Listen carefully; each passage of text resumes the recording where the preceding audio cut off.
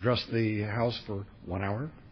Under Speaker's announced policy, January 6th, the Chair recognized the gentleman from California, Mr. Rohrabacher, for 60 minutes. Thank you very much. Madam Chairman, a thought came across me about 2 days ago. I was out in the water surfing off of San Clemente, California.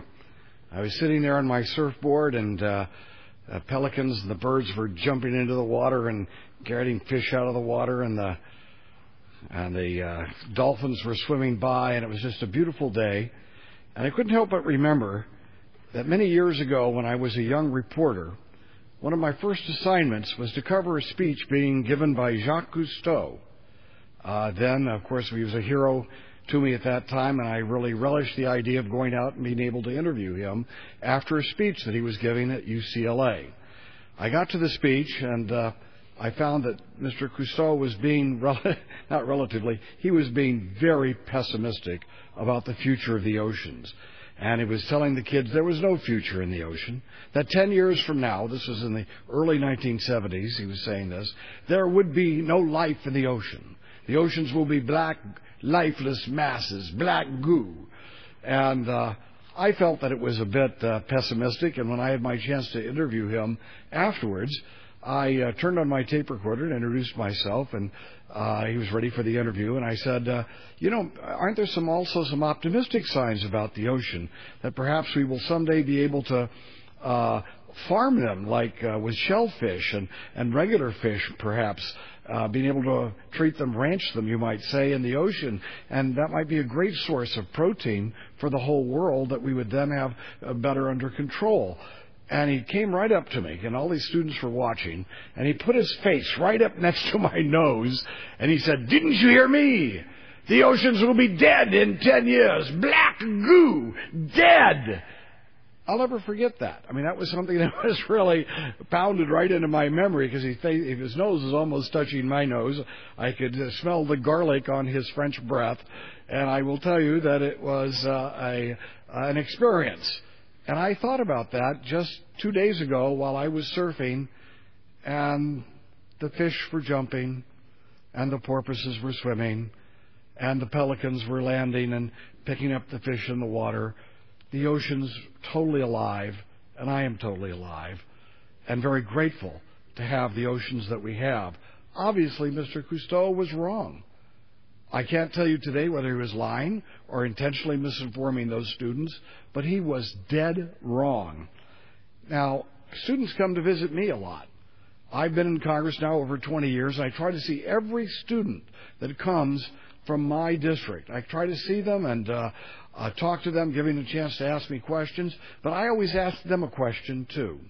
So my students from Southern California, young high school students, I always ask them, is the air in our congressional district, in our area of Southern California, is it cleaner or dirtier than it was 45 years ago when I went to high school in this very same area?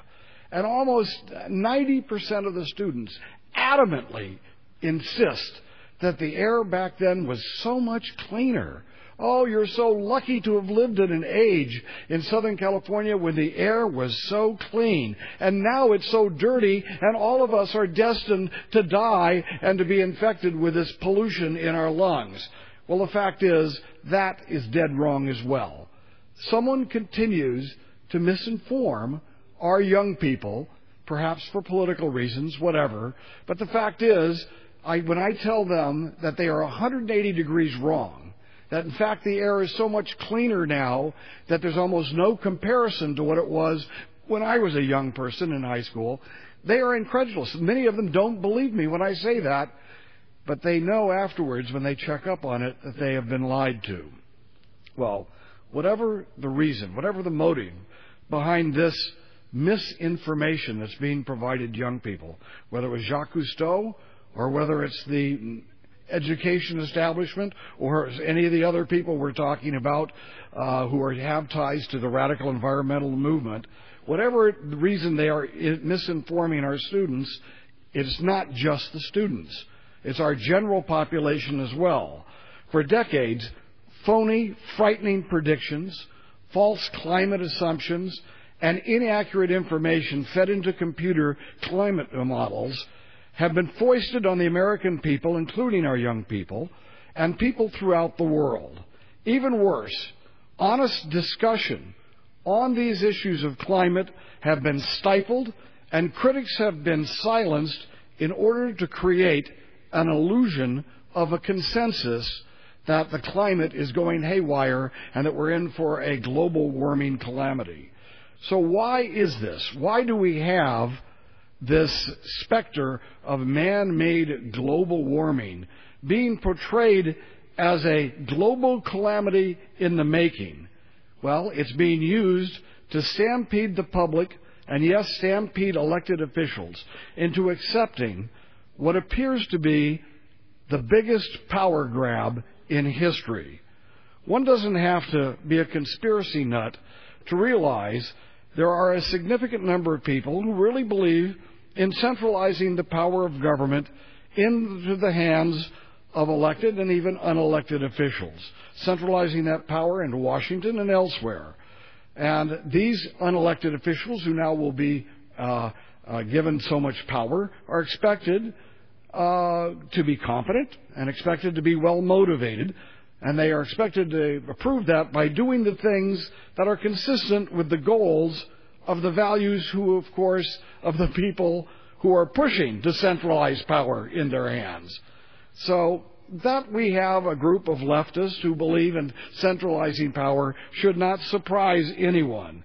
But what do we have here is the leftist politicos in this country who believe in centralizing power anyway have been willing to go along and exaggerate, and yes, playing fast and loose with the facts in order to promote this notion of man-made global warming. But we didn't expect these people who have a motive of trying to centralize power, or whatever the motive is of these alarmists in the radical environmental movement. We didn't expect them to act any other way. But we need to ask ourselves, why did it take prominent members of the science community so long to step forward and to be counted in the face of this massive and heavy-handed campaign of deceit? Well, I trace the reluctance of our scientists to step up back to the abrupt dismissal of Dr. William Happer, who was then the top scientist of the Department of Energy back in 1993. Happer was too professional, too objective for what Vice President Gore had in mind. So, off with his head. Immediately, that was one of the first actions taken when the Clinton administration took power. Out the door with Dr. Happer. Well, this man, this prominent and very well respected PhD, his dismissal in that way was a message to the science community. If you want a grant, you toe the line. And what followed was a one-sided drumbeat, one-sided promotions, one-sided research grants, and one-sided thinking. Those were the order of the day for the 8 years of the Clinton presidency. The media bias, which of course went along with that and played hand in glove, has never let up with that bias. We just had a major conference here in Washington with hundreds of prominent individuals, many of whom were great scientists, PhDs, and heads of major university science departments. Yet that conference, which was skeptical of global warming, of man-made global warming, didn't get any publicity. Very, very few news articles came out of this, yet these were very prominent and important people. In this kind of repressive atmosphere where the press doesn't report that, and that we had years and years where people were not being able to get grants unless they towed the line that Vice President Gore wanted, in this repressive atmosphere, many leaders of the scientific community just remained silent. They sort of became turtles. They tucked their heads in and figured they'd hunker down and live through it. But that ignoring of a campaign of deceit that was utilizing the prestige of the science community has taken its toll And it's taken a long time to get these scientists out of their shell and to step forward with integrity, as is expected of men and women of science. So here we are on the edge. Laws, taxation, controls, regulation mandates are about to be enacted, and we've had 15 years of stifled debate. Even my GOP colleagues are afraid to take on the phony science that is at the heart of the man-made global warming propaganda juggernaut.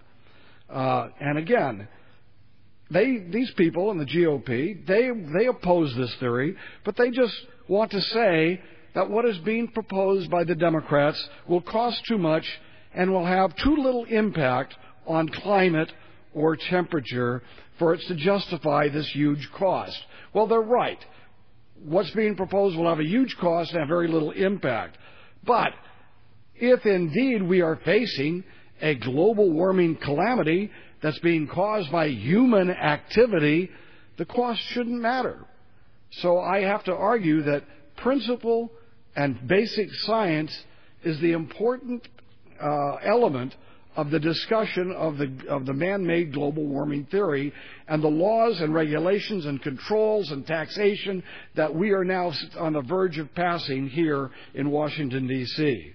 The bottom line is that the science behind the man-made global warming proposals in Congress and the draconian laws which will follow are based on faulty science. The science is wrong. What has been presented to us by Vice President Gore and the radical environmental community and liberal leftists who want to centralize power in government, that the facts that they've presented us have not been accurate. This has either been an intent to deceive or perhaps just a benevolent intent to save the world. So it's not just a cost analysis of current legislative proposals that show that the proposals claiming to thwart man-made global warming would obliterate jobs. We know that. All these proposals that say, well, we're going to try to thwart global warming this way and that way, with this regulation, this taxation, this requirement of cap and trade.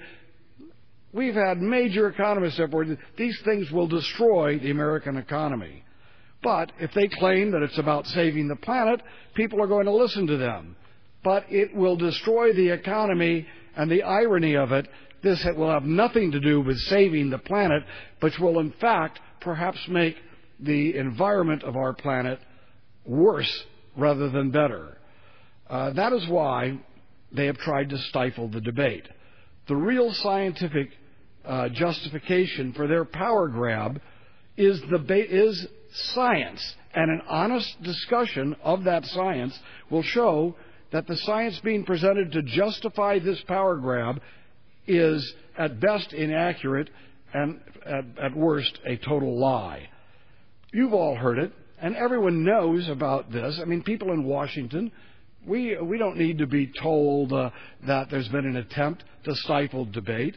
But the American people, I would ask that the American people think about what they have heard about the man-made global warming theory over these 15 years, but especially over these last 4 years. How many have heard the words, case closed?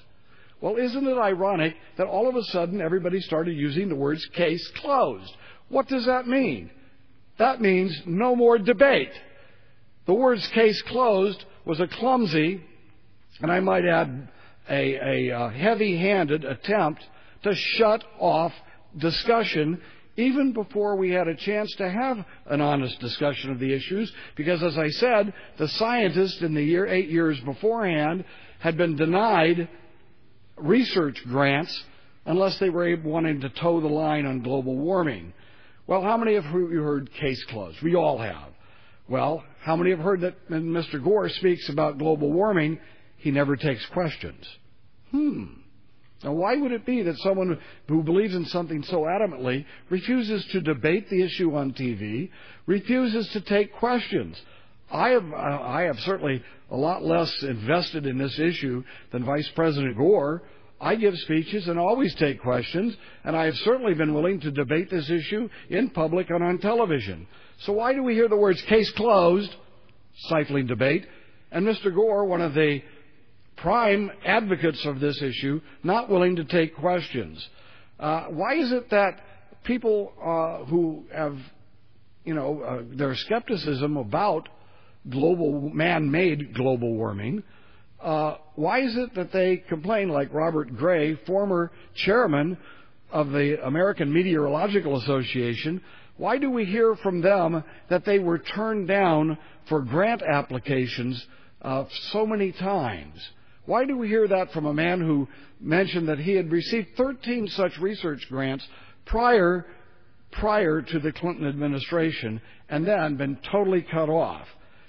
Oh, isn't that say something when someone of that caliber, a PhD, a man of the president of the Meteorological Association, can't get a grant to study the frequencies of hurricanes? And even today, this man points out contradictory information. His view is, a man with decades of experience and credentials, PhDs and credentials in meteorology, says no. This idea that mankind's human action is causing more hurricanes is false, and there is no evidence of that. Well, and then what else do we hear? We hear name-calling. I was on a television show recently where they called me a troglodyte. I guess that's the troglodyte, maybe that's the word. That I'm anti-science and that I'm bigoted in some way. I kept presenting scientific arguments about man-made global warming, but all I got back was name-calling. Case closed. We're not going to answer any questions. No grants for skeptics. And yes, anybody who disagrees with us is a lowlife who doesn't believe in science. Yes, so you don't believe in science. Can you imagine moving forward to have an honest discussion about man-made global warming and being dismissed before you get to the discussion as being anti-science, and then, after insisting on 4 or 5 issues on science, not having those arguments even answered, but instead having my religion questioned? Well, dismissing rather than answering legitimate challenges to the man-made global warming theory is par for the course. This is standard operating procedures. Case closed, standard operating procedures. No questions, standard operating procedure. No grants for skeptics, standard operating procedure. These people have been trying their best to basically steamroller over anyone who would get in their way without having to have the honest discussion of an issue of this magnitude. All of it is simply a Herculean effort not to discuss the scientific assumptions that are at the basis of the man-made global warming concept. So, what is that all about? Why are they doing not to discuss the science? All of it's about is not discussing the science, shutting down anybody else with any other ideas without combating the ideas. Well, the reason why they have tried so hard, and they have case closed and all of these things that I've just mentioned, it's because their basic theory, the science theory behind man-made global warming, is wrong. It is dead wrong. And that's why they won't discuss it. And if they won't discuss it, we can discuss it. And I would suggest that if there is anyone in this Congress who would like to debate me on this issue for an hour, sometime between now and the time this Congress has to vote on cap and trade legislation, I will gladly meet them for an hour and discuss this issue. So, let's start discussing it tonight, and then maybe sometime in the next few weeks, someone from the other side will take advantage of that offer to have an honest discussion with me and with the public about this issue. If it's so important, let's have an open and honest discussion. So, let's look at some of the real science-based challenges to the predictions of an oncoming man-made global warming calamity. Okay. In briefing after briefing, I am a senior member of the Science Committee, and over the years, in briefing after briefing on global warming, I couldn't help but notice that the charts that showed that we have increased the temperature of the planet by 1 degree. Here's the charts. It's going up like this. I couldn't help but notice where they started, down here. And down there was 1850. 1850 is actually the line, the baseline, that is used for temperature comparisons by the global warming community, by people who believe in man-made global warming. But 1850 has some significance. 1850, in that era, those few years there, that was the end of the Little Ice Age. That was the end of a 500-year decline in world temperatures. Okay? So why is it that global people who want us to be concerned about a 1 degree temperature increase are making the baseline of comparison the bottom of a 500-year decline? Well, if it's at the bottom of a 500-year decline, if it's that low point that they're comparing it to, what's all the hysteria about if we're talking about a 1 degree rise in temperature? What is that all about? Or even a 2 degree rise in temperature? The fact is, we know that there have been weather cycles and climate cycles throughout the history of the world. They are now trying to use a low point of a cooling cycle to compare it to say we should be upset when there's even a 1 degree change. Now, what about those other weather cycles? So, number one, let's ask, how can you use that as a baseline? Number two, what about the other weather cycles and that weather cycle? How about the weather cycle that went down for 500 years? The fact is that over 500 years ago, actually 1,000 years ago, the weather was very warm. It was a lot warmer than it is today. A lot warmer than the 1 degree that we have. The fact is, there were big areas of Greenland that were green. They actually had agriculture and a green part of that area. Iceland was an area that had plants and crops. Vineland, which the Vikings said, people thought, well, they were claiming that there were vines there, but they really weren't. No, the temperature was different. It was warmer 1,000 years ago. So, there have been numerous weather cycles that have had nothing to do with human activity. Unless you believe that the Vikings, of course, there was something that they were doing that was changing the weather. And if there was a warming cycle, and again, if we've had a warming cycle since that time, it's only been 1 degree, but these past climate cycles, there's one thing that we have to try to think of. Why is it then that we've had these cycles? Why is it then, and why is this cycle, are claiming, which is a 1 degree rise in temperature from a 500-year low, why is this different? Why are we trying to change the rules of the game and centralize power and look at this as some sort of crisis when it's just another cycle? And what is causing the cycle then?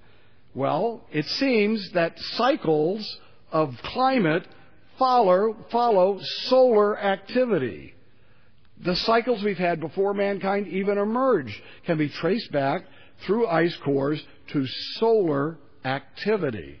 Now, we've seen it here on Earth, and we've seen it on other planets. Let's note this. When I was in this debate the other night, a member of Congress, a good friend, went on about how horrible it was. Of course we're having man-made global warming. Look what's happening in the Arctic. In the Arctic, the polar bears are just being destroyed. Well, of course, that's not true. There's a polar bear explosion in terms of their population. There are 2 types of polar bears that are losing, that are not able to keep up with the changes in the climate there. But most other polar bears, because it's warmer, actually are living better than they were before. And the population of polar bears is going up. How ironic that we end up putting them on an endangered species list at a time when their numbers are increasing. But let's get back to the central point. Something's going on in the Arctic. And my friend and colleague is saying, oh, how horrible it is, and going into great detail to touch people's hearts about a polar bear on a piece of ice.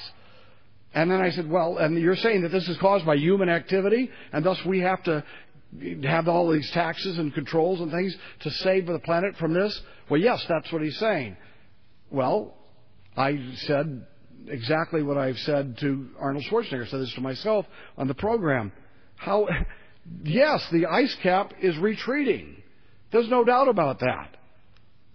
But when I say that, I'm not talking about our ice cap. That's clear to us. But what about the ice cap on Mars? There is an ice cap on Mars, and just by coincidence, it is retreating at exactly the same time as our ice cap is retreating. Doesn't that indicate that it might be the sun and not us driving SUVs or modern technology that's creating these many cycles that we've had, including the one that we are already in? Yes, an ice cap is retreating on Mars, and it's retreating in the world. Is that just a coincidence? Well, that's a scientific challenge. Let's have an answer to that. So, we have polar ice caps melting on Mars, and it's not just a coincidence, I believe. So, tell me why this doesn't indicate to us that what we're really talking about is solar, what we are facing today in the climate changes that have taken place today, just as in the past, is that it has to do with solar activity. So, now remember, by the way, ice caps may have been melting in the Arctic, but one thing people miss, the ice caps are not melting everywhere, just the northern ice cap. In Antarctica to the south, ice is actually accumulating. And so in the north, yeah, there is a polar bear population. I think 2 species of polar bear are suffering. Most every rest of them are expanding their population. And by the way, I understand now even in that area, the ice is beginning to return. But the ice has always been accumulating in the Antarctic over these years. That's never told us. It's as if the whole world is increasing in temperature, but they don't bother to mention the areas where the ice is actually accumulating. Well, the man-made global warming theory has been focused on CO2. This is, of course, and again, let's talk about the science of these issues. CO2 is a minuscule part of our atmosphere. And if you ask the ordinary person out there, they think it's 20% of the atmosphere. Well, actually, it's 0.023%, I believe. So that's less than 1/4 of one. It's less than 1/4 of 1% of the atmosphere is CO2, and of that, at least 90% of the CO2 in the atmosphere is not traced to human activity. I've been in hearings where most people claim it's more like 5% of the CO2 in the atmosphere is traced to human activity. And by the way, one huge volcano or even massive fire like they've had in various countries would dwarf everything that we're trying to do to reduce CO2 into the amount of CO2 that would put into the atmosphere. Because CO2 is not a significant part of the atmosphere. It's a minuscule. It's like a thread being put across the line on a football field, and that's what you're changing by focusing not just on the CO2, which is 0.023%, but it's also of that 90% of that is not man-made. It's made by nature. So the most important discussion in terms of man-made CO2, which, as I say, the CO2 man-made part of it is just a small contributor. It's a small contributor to a very tiny element in the atmosphere, and suggesting that is changing our climate is ludicrous. In fact, it is warming and has released CO2, and it is warming a little bit. There has been over the years until recently, and over the years, there has been times when CO2 was going up dramatically and down dramatically, but had nothing to do with the climate of the planet. For example, here's a basic question, here's another science challenge. If man-made CO2 causes warming, why, as CO2 levels were rising dramatically in the 1940s, 50s, 60s, and 70s, why, if the CO2 was rising in those decades, why was there actually a cooling of our climate? in those decades. Okay, let's hear the science. Come on, I just had a science. I've had 5 or 6 points now. Why is everyone afraid to take on these scientific answers? If indeed CO2 causes it to warm, well, then how come when we had massive increases in CO2 in the 40s, 50s, 60s, and 70s that it got cooler and not warmer? Well, the calculations on global warming have been based on fraudulent numbers. And here's another scientific challenge. A recent study shows that over 80% of America's temperature and weather stations, which have been the source of temperature readings that supposedly indicate a warming trend, supposedly, these very same monitoring facilities have been compromised and are faulty in what the information they're providing. The numbers have been skewed. They are suspect because the monitors that have been relied upon do not meet the basic scientific standards that are required of them for us to believe in the numbers that they're giving us. In other words, the equipment's compromised. The figures coming out of the equipment cannot be relied upon. And our system, with 80% of our monitors who do not meet the standards that are necessary, the scientific standards, for us to rely on their numbers, our system has been heralded as the best in the world.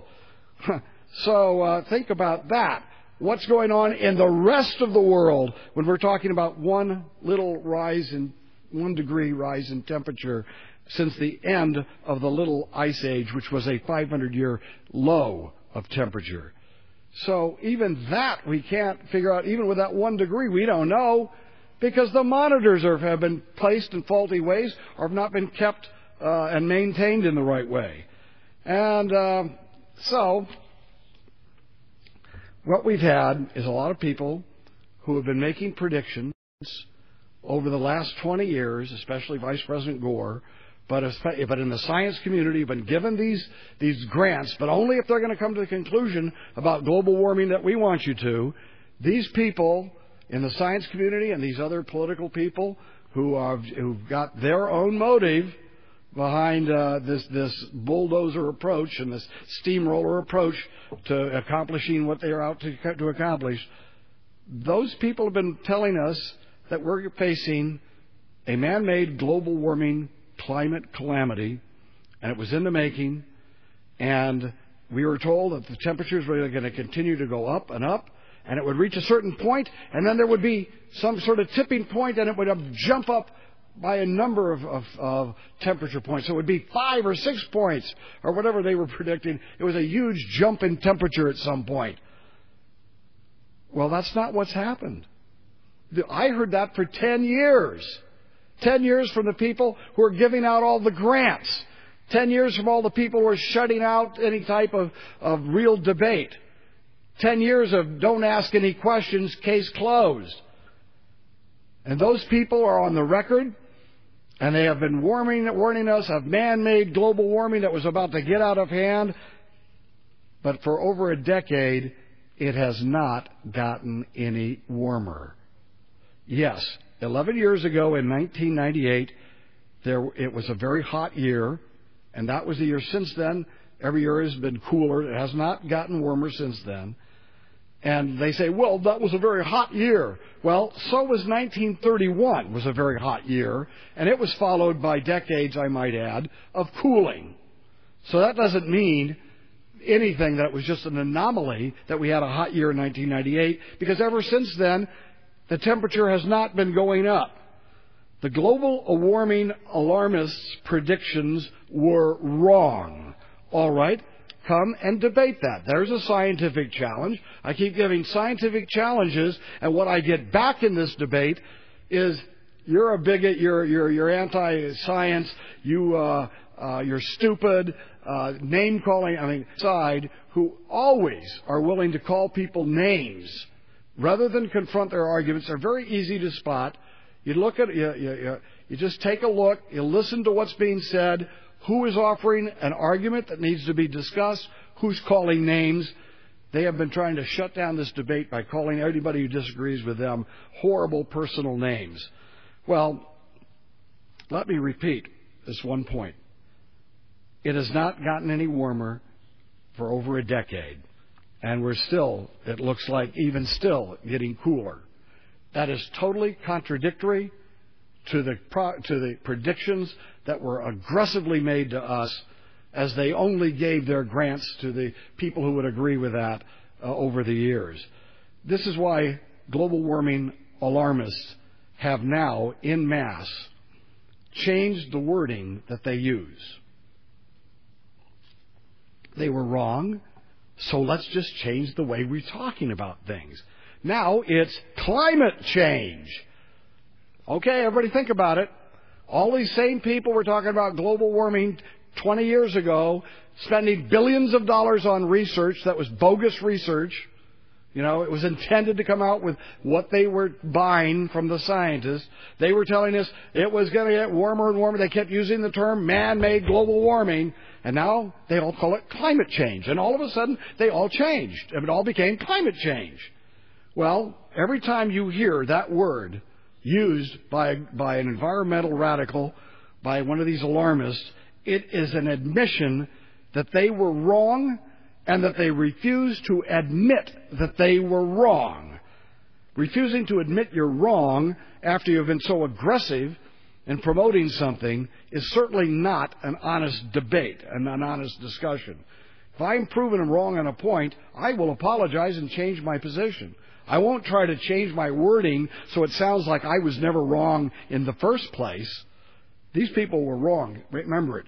Every time the word climate change is used, remember, these were the same people who were talking about global warming, and they want to have it both ways. No matter if it gets warmer or colder, they want to blame it on human activity, when in fact all the evidence suggests that cycles come from solar activity. Expert after expert is now pointing to the flaws in the central argument. And the other thing you hear is, of course, that all the scientists agree. There's your other way of shutting down debate. All the scientists, all the prestigious PhDs and scientists agree. That is not true. And it hasn't been true for years. So, Al Gore's scientific mumbo-jumbo was wrong. All the scientists agreeing with him is wrong. The temperature predictions have been wrong.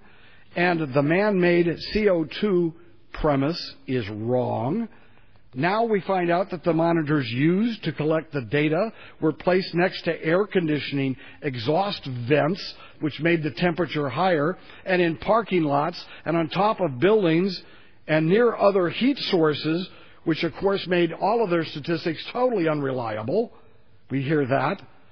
We also know the methodology of using computer models has been questionable from the very beginning. We all know the saying, garbage in, garbage out.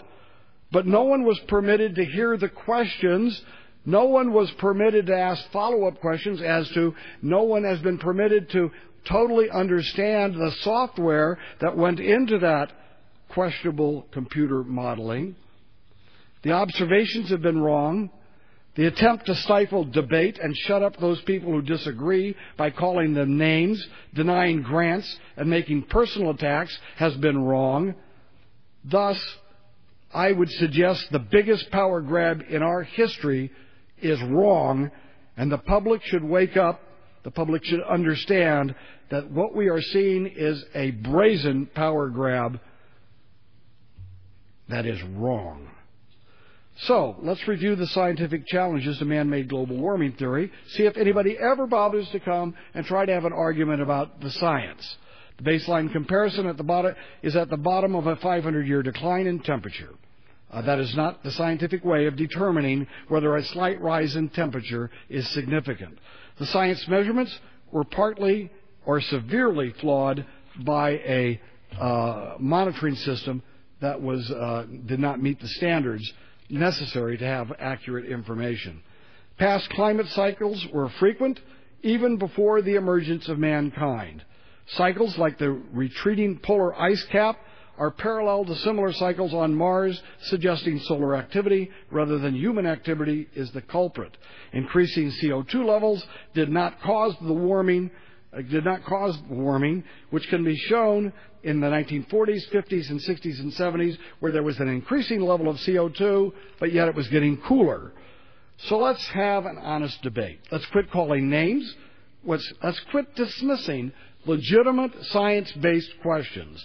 Address the scientific issues being raised rather than sloganeering about a consensus of scientists that does not exist. Again, the so-called consensus, case closed, that consensus does not exist.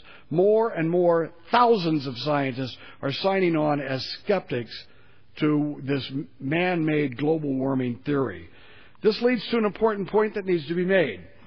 Perhaps the biggest lie the public must deal with is that all the prominent scientists in the world totally agree with the man-made global warming theory. That's probably the biggest lie, as I'm mentioning. Instead of answering scientific questions, alarmists have simply claimed all the scientists agree. I've been interviewed on this at least a half a dozen times, and every interview begins with, well, all the scientists agree that man-made global warming is a reality. How can you disagree with all of them?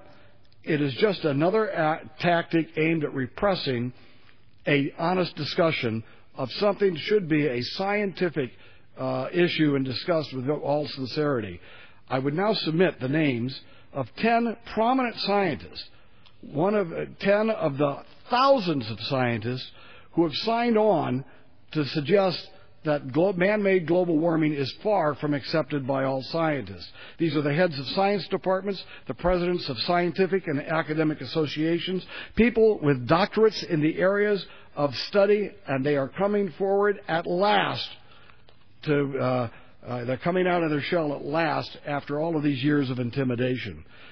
This is only a list of 10, but there are thousands more who are stepping forward to voice honest skepticism, if not total rejection, to the claim that human activity is creating a global warming climate catastrophe. First one is Dr. Richard Lindzen, top scientist from the Massachusetts Institute of Technology. Dr. William Gray, Colorado State University, former president of the American Meteorological Association. Dr. David Noel, former chairman of the former chairman and NATO meteorologist from Canada. Dr. Gerard Karam, University of Alaska in Fairbanks. Dr. Yuri Israel of the Russian Academy of Sciences, a senior member of the Russian Academy of Sciences who I met and spoke to, and also a member of the IPCC United Nations report, who now makes it very clear that he does not believe in that report or man-made global warming. Dr. Ian Pilner of the University of Melbourne, Dr. Diane Douglas, climatologist and paleoclimatologist, Dr. Harry Linz, co-chairman of the IPCC Hydrology and Water Resources Working Group, Dr. Antonio Zakicki, president of the World Federation of Scientists, Dr. Ivar Gaiver, a Nobel laureate and physicist. So, this idea that all the scientists are in lockstep in favor of the theory of man-made global warming is a lie. Not just a lie, a damnable lie aimed at cutting off honest communication. And who's doing that? Who's making this adamant statement that all the scientists are in agreement with this? Well, we've had people who say these things and have said things all along. There's the global warming alarmists now who are making these statements. But let us just remember, these scares have happened in the past. I remember when my mother wouldn't serve cranberries at Thanksgiving because they cause cancer. I remember when Professor Meryl Streep warned us of Alar causing cancer, which just about ruined the apple industry for 2 years. That also was wrong. We heard about cyclamates causing cancer, which cost the industry billions of dollars and disrupted very healthy patterns of nutrition that could have been based on cyclamates rather than high fructose corn syrup. That too was wrong. We remember the nuclear power catastrophe at 3 Mile Island when Dr. Jane Fonda, that PhD genius, taught us that nuclear power was so dangerous that what we have done instead of using nuclear power, we have begun relying on overseas oil and gas and burning coal. Then remember the acid rain? That was a near a high pitch as what we hear about global warming. Ronald Reagan stood up, put his hand out, and says, "No, we are going to have a scientific research on this acid rain issue before we commit all sorts of regulations and taxes that will destroy our economy." Luckily, Reagan did that, and when a $500 million study was complete, it verified the fact that acid rain was a minimal problem, not a major problem, a minimal problem that didn't justify any of the draconian and raises and taxes and controls that were being suggested by those environmental alarmists. Then, of course, the granddaddy of them all was many of the same people who now talk about global warming were then talking about global cooling back in the early 1970s. Some of the very same people. Yes, and what happened to global cooling? Yeah, the cycle started going in another direction. Then it became, oh my God, it's global warming. Well, now it's back to global cooling. So is this all caused by us driving in SUVs? No. Maybe it's caused by the sun. Maybe there are natural reasons for the cycles of climate on this planet. The so-called experts were wrong when they told us about all of these things. All of these were exaggerated problems, exaggerated threats to our well-being. And the American people were deceived in many of these cases, whether it was about nuclear energy or whether it was about cranberries. And we had fanatics who were fast and loose with the truth and fast and loose with facts. Well, that's exactly what's going on today. To focus on CO2 as a primer, and what's the problem with that? Well, the problem is there are serious side effects when one gets you focused on something that's not true, like cranberries causing cancer or nuclear energy being such a threat. You end up doing things that are actually harmful to you that you wouldn't do otherwise. When you have CO2 being called the primary pollutant for concern, you are doing a horrendous disservice to the people of this country by focusing on CO2, which is not harmful to human beings at all, and in fact is a plant food. CO2 makes plants grow better. It does not harm human beings, and if our job is to try to reduce the amount of CO2 in the world, we will actually be doing a grave disservice because we won't be concentrating on the pollution like NOx and other things that are very harmful. The particulates out of diesel trucks that are particularly, again, no pun intended, the particular particulates that are very harmful to people. I have 3 children. I have my baby Annika and Tristan and Christian. I love those babies and I do not want them to breathe in dirty air. And if we focus on CO2, we are doing a disservice to them, and we are doing and their generation, and we're doing a disservice to the older people of this country, who will also breathe in the dirty air, and focusing on CO2 to save the planet. That's because what's happening here is these people are out to save the planet, but they are not out to save the people of the planet. I remember one solution to a non-existent threat which also caused a huge destruction of people, was, of course, the eliminating of DDT. Now, DDT, we were told, was destructive to the environment, especially to bird eggshells. Well, then DDT is banned, and what is the result of DDT being banned? Malaria out of control in third world countries where before it had been nearly eliminated. DDT was eliminated, and malaria made a comeback, and millions of children in the third world have died because of this nonsense. Now, I can't tell you if pelican eggshells are a bit more fragile or less fragile because of DDT.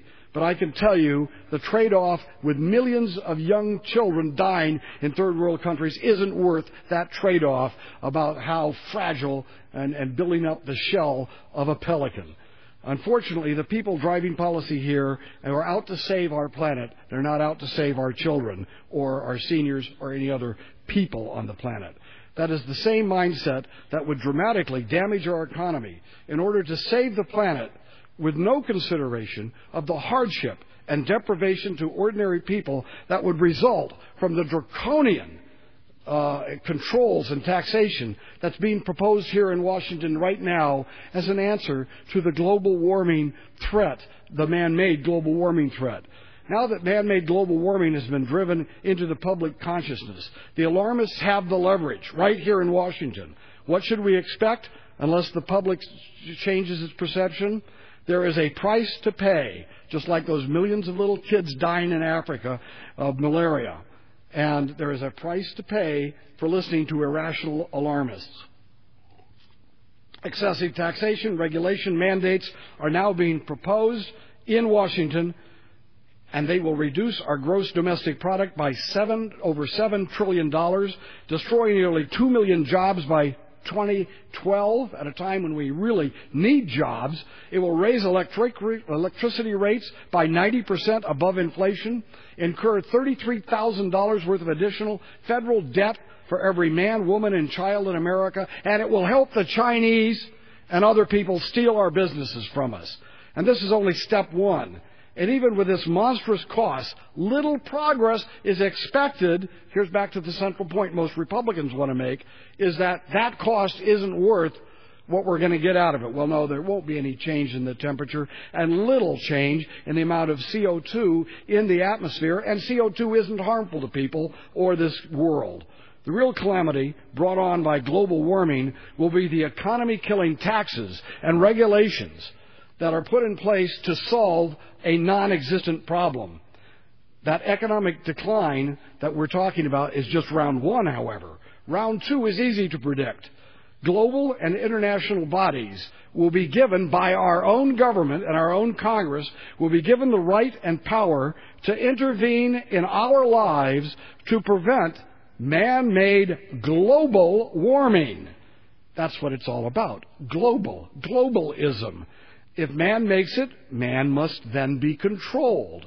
That's why it was so important for them to steamroller over anybody who is in opposition and wanted to ask some questions.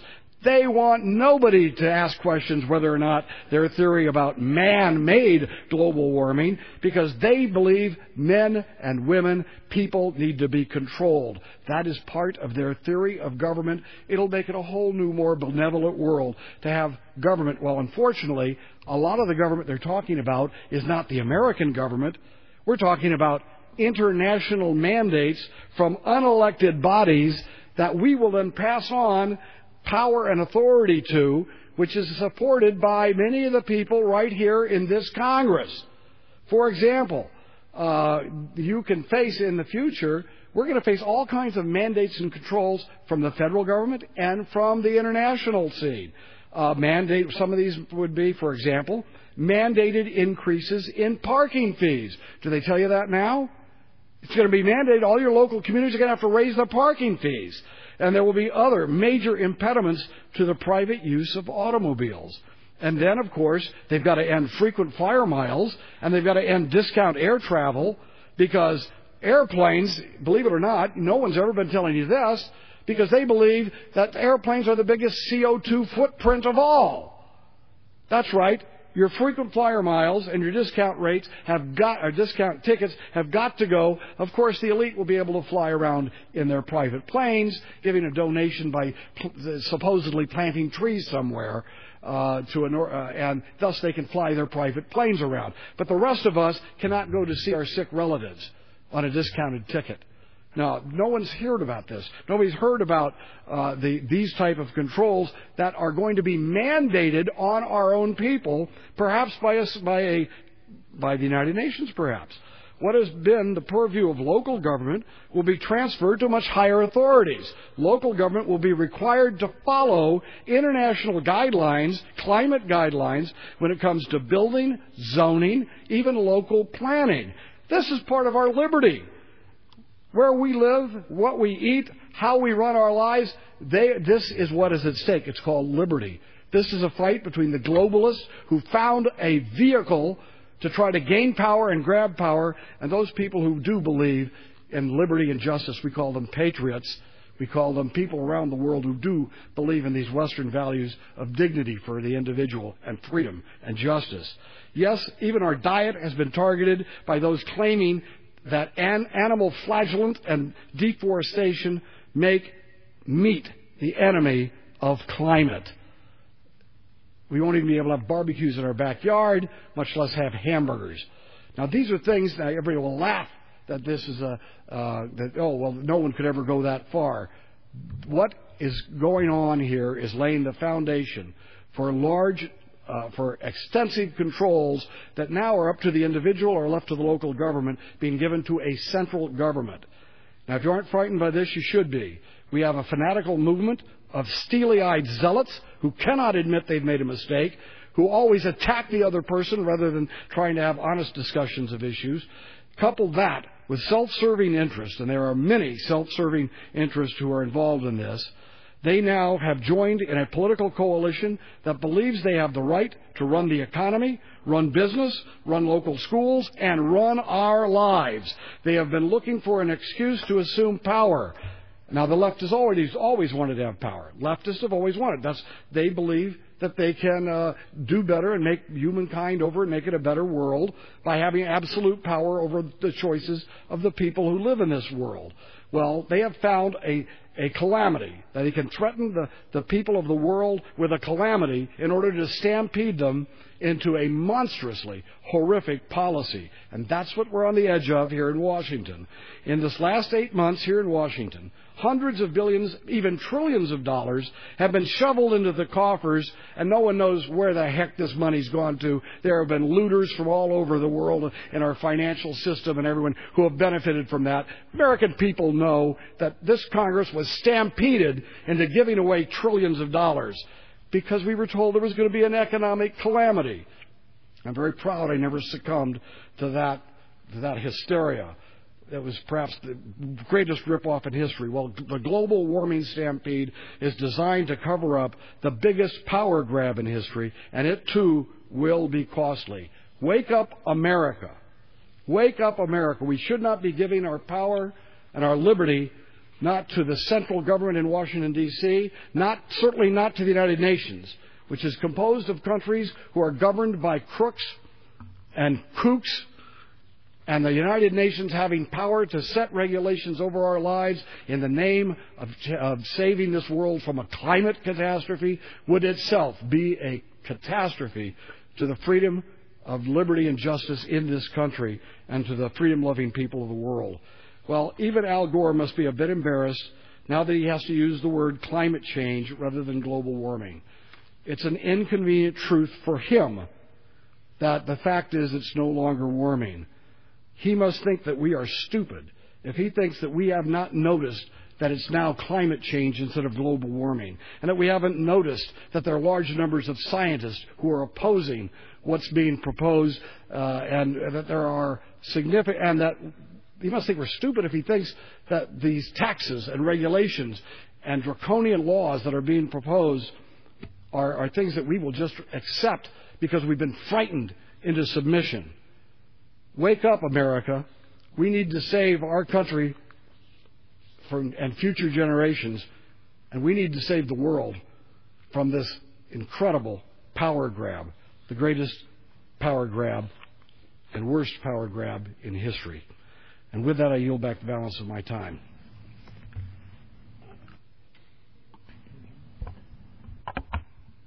The chair would entertain a motion to... I move that the Congress do hereby adjourn.